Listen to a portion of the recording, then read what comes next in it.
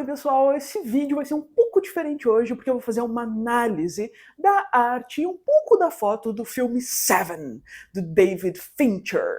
Attention, please. Esse pra mim é um dos filmes mais incríveis de investigação policial e serial killer e tudo, não só em termos de roteiro, que eu gosto muito, mas em termos estéticos. Para surpresa, assim, de muitos, esse é o primeiro filme do David Fincher. Ele fez anteriormente Alien 3, o qual ele odiou mortalmente, e pra ele isso nem devia estar no currículo dele. E aí ele tava tão putaço que ele disse, não, vou lá e vou fazer o meu próprio filme e dá tudo por ele. E esse filme é uma expressão artística total do David Fincher.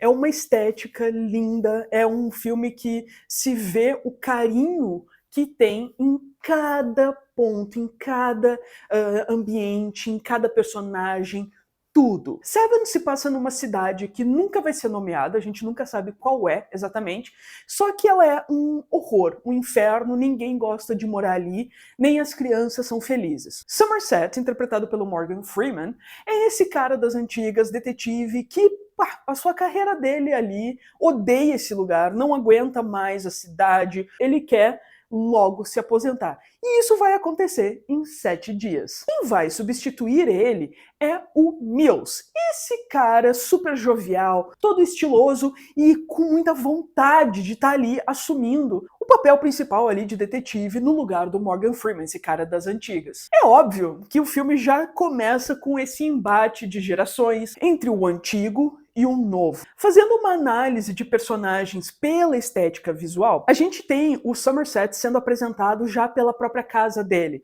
Tudo metódico, ele tem o despertador para acordar, ele tem um metrônomo para dormir. O tempo é uma coisa muito presente nesse filme também. A casa dele é mais organizada, mas também já é daquelas assim old school, tudo mais escuro. Não é um ambiente aprazível. As vestimentas dele lembram muito os filmes de detetive ali dos anos 40, 50, essa coisa de gabardine, bege inclusive, chapéu, ele tem uma pistola, o coldre dele é das antigas, ele é todo esse cara no ar e representa realmente a velha guarda, digamos assim. Isso é o total oposto do Mills, como a gente já falou, esse cara jovial, elétrico, ele tem disposição, ele é um tanto caótico, desorganizado, e isso vai ser representado também, não só pela estética inicial dele, né, mas pela casa dele, quando a gente conhece, com a esposa e os cachorros, é uma casa que tem mais vida, tem mais energia, é um ambiente mais amplo, mais iluminado, ainda que esteja dentro da paleta ali do amarelo, e tá ali o caos das caixas, porque o cara tá recém se mudando, recém chegando nessa cidade odiosa. Eu vou destacar, para início também, a cidade como um personagem visual. Ela é narrativa. Não só o Fincher escolhe a questão de como filmá-la, sempre com essa coisa assim de filmando fachadas de prédios, ou por cima, com ângulos, que é muito homenagem aos filmes noir, de novo, né? De detetive, investigação, enfim. Mas ela é escura, ela é angulosa, ela é claustrofóbica. As pessoas na rua não têm cor, não têm vida. Ela passa essa questão de fétido, de triste, o cara que vende jornal, é tudo escuro, ele tá sentado no chão, é uma situação assim, de existência. Até os lugares que eram para ser convidativos, atraentes, quentinhos, né, confortáveis, como a cafeteria, esses restaurantes de ambiente de alimentação, eles também são feios, eles também têm essa carga pesada, a luz amarelenta, o lugar é escuro, o vermelho é escuro, né? Ele é diferente daquela nossa ideia, pô, amarelo e vermelho é McDonald's. Pois é, mas a paleta foi puxada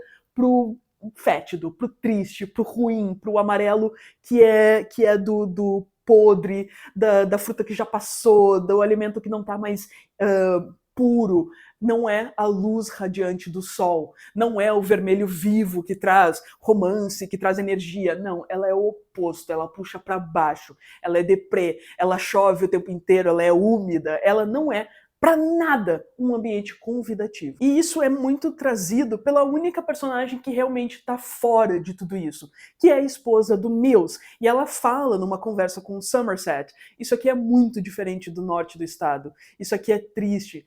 Eu acho que além dos filmes noir, e é óbvio que o que eu vou citar à frente também bebeu da fonte lá, mas me remete também a Blade Runner, essa cidade que não é boa, não é convidativa, não é feliz. E isso me leva já pro nosso John Doe, o nosso serial killer.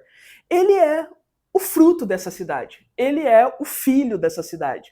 Ela é receptiva e torna ele invisível conforme ele está ali julgando essas pessoas que para ele são pecadores repugnantes. E se a gente prestar atenção nos figurantes, nas cenas de rua e tudo, ninguém presta atenção. Ninguém é atento. Tu poderia matar alguém ali na calçada num dia de chuva, ninguém ia ver, ninguém ia se importar, porque a chuva ela limpa a cidade também, então fica ali aquele vazio, aquele desamparo. E o John Doe tá no habitat perfeito. E isso vai refletir muito nas cenas de crime. E eu acho muito interessante, porque olhando as críticas da época e tudo que falavam, eu era só um bebê, eles diziam, é um horror, ele é agressivo, ele é todo gore. Só que, pra mim, ele é um gore, óbvio, mas com refinamento estético. Tanto que a gente não vê as ações da violência, a gente vê o resultado delas. O que abre espaço para a imaginação. Quando tu vê ali, a gente começa pela cena de crime da gula, quando tu vê aquela cena, tu quase consegue sentir o cheiro daquele ambiente escuro, putrefato, fétido, triste. Tu consegue entender aquele personagem que foi violentado, a situação dele, o nível de violência que foi inferida nele, e tu não precisa visualizar isso, não tem um fetiche visual na violência. Tem uma crítica visual para a sociedade através da violência, através do resultado da violência que foi posta sobre aquele sujeito.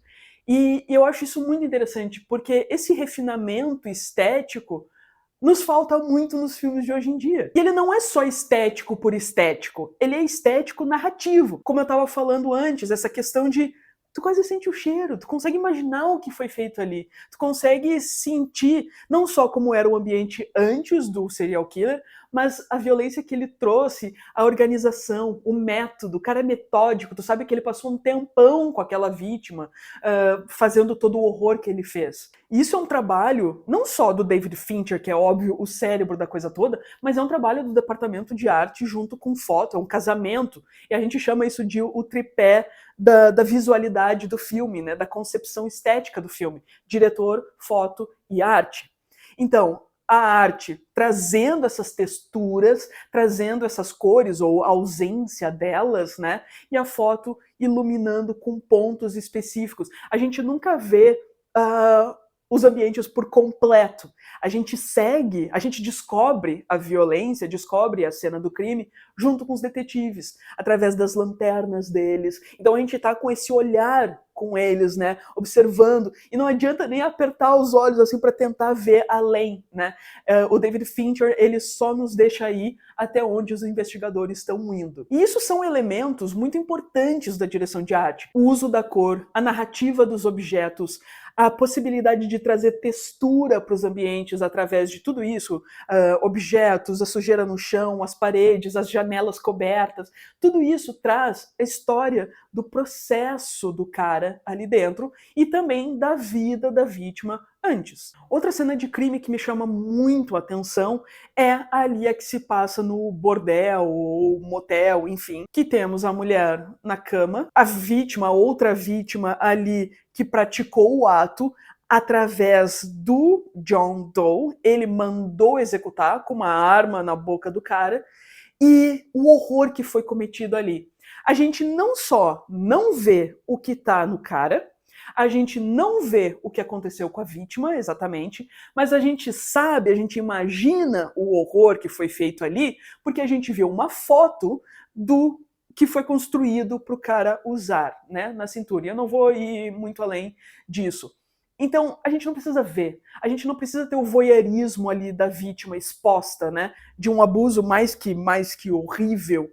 A gente imagina, a gente sabe, a gente não tem exposição, a gente não tem o corpo da mulher como objeto de voyeurismo, de violência. Nem do cara.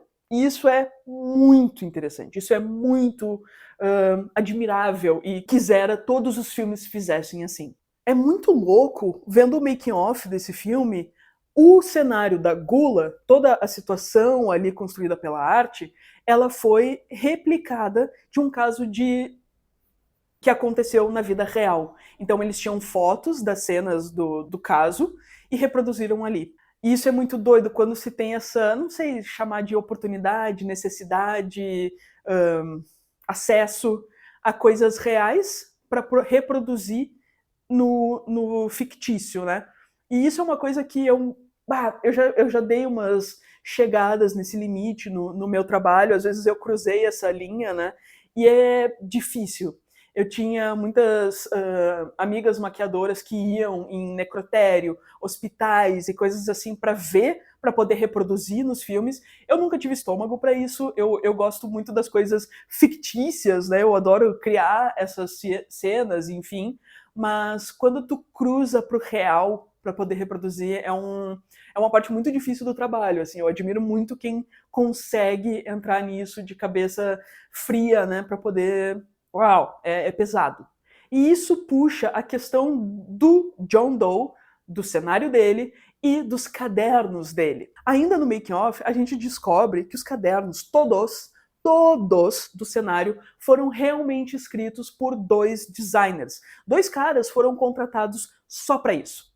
Então, um ia lá, trabalhava com fotos, encontrava fotos reais de crimes, de fetiches, de coisas assim, e ia trabalhando com esse processo de fotografia de uma forma visual e narrativa para colocar nos cadernos, enquanto o outro, que trabalha muito com estilos de grafia, letras e tal, desenvolveu essa letra específica, essa forma de escrita específica do John Doe, que é ali atribulada, muito o que dizer, a letra apertadinha, o caderno totalmente cheio de coisa, de muita informação. E eles iam assim, tem até uma nota que foi cometido na cadeia, né? Auto-infligido, e é assim uma carta de despedida. E aí o cara, se eu não me engano, ele é filho de policial, e ele conseguiu isso, e ele só copiou e colou nesse caderno. E é muito louco que essa carta tem manchas de água, de lágrimas do cara enquanto escrevia.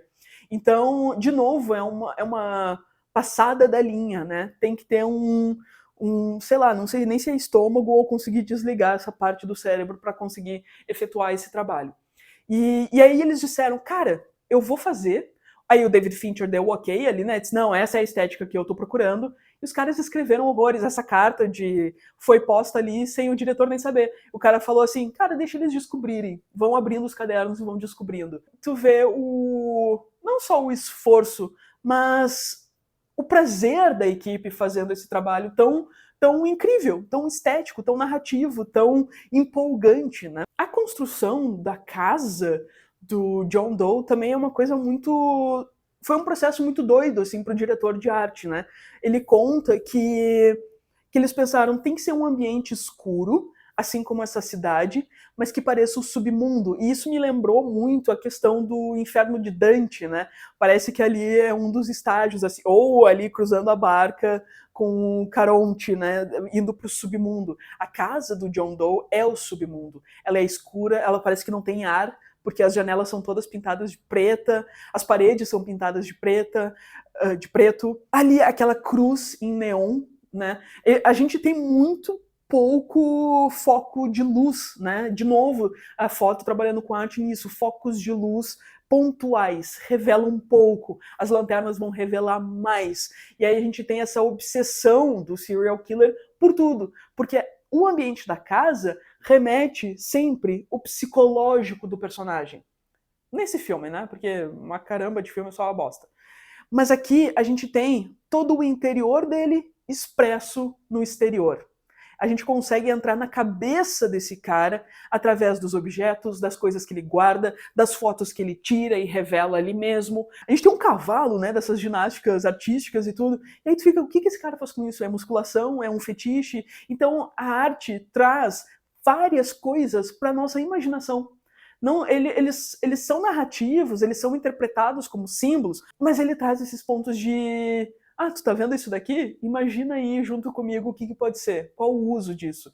Então é uma riqueza de detalhes, e essa riqueza da arte traz, engrandece a narrativa do filme. Quando tu tem um roteiro incrível e vai lá e dá 2 pila, um pastel e um refri pra arte, tu não tem isso, tu não tem essa estética, tu não tem essa narrativa, tu não tem essa textura no teu filme, essas layers de interpretação. Então, nossa, o David Fincher, cara, é óbvio, ele dirigia muitos videoclipes antes do Michael Jackson, da Madonna, do George Michael, dos Rolling Stones, mas o cara fez Alien, odiou, e aí esse é o primeiro longa dele.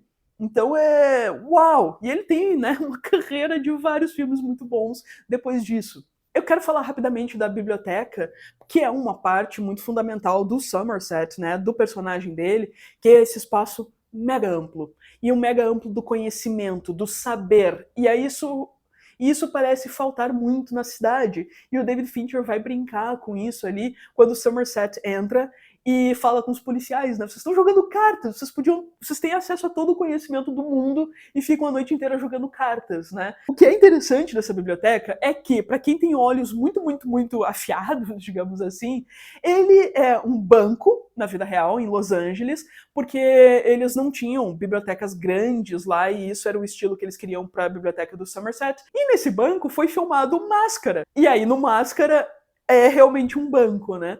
E isso é muito legal. Todos os livros dessa biblioteca foram feitos com fibra de vidro. E aí envelhecidos ali para dar o aspecto realístico da coisa, né? Então a gente vê, cara, olha essa trabalheira.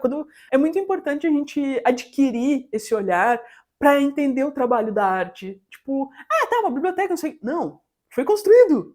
Foi trazido pela arte. Tá ali, de background. Então, essa coisa de a arte não é importante, bota qualquer bosta ali. Cara, tá, vai lá e põe qualquer bosta no teu filme. Olha o que o Fincher fez. É importante entender essas ferramentas da direção de arte, que não é só figurino, maquiagem, construção de cenário, é o raciocínio por trás das coisas. Por exemplo, objetos narrativos. Eu citei antes do Somerset, o metrônomo, o relógio, ele tem o tiro ao alvo ali, né? Ele tem o alvo, na verdade, que ele atira faca. E o próprio Morgan Freeman atirou as facas, ele sabia como fazer isso e acertou todas.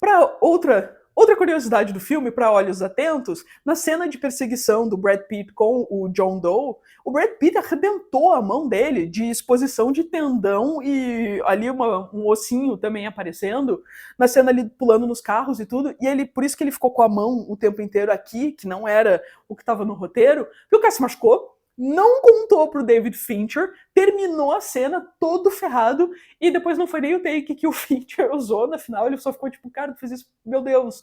E tem cenas depois, por exemplo, a cena do telefone, né, o cara tá com a mão mega inchada e quando ele solta, se vocês derem o pause ali e focar, dá pra ver a camisa toda amarrada por cima do gesso dele ali, né, então tem várias cenas do Brad Pitt só de mãozinha no bolso, né, então o cara se ferrou pelo personagem foi até o fim, né? Essa foi uma análise não tão aprofundada sobre Seven, pelo viés da arte e um pouquinho da foto, mas para trazer um pouco para vocês essa questão de tripé visual, né? Diretor, arte e foto. Ajuda aí o meu canal, dando seu like, mandando pros amigos e me seguindo, por favor, que logo teremos mais.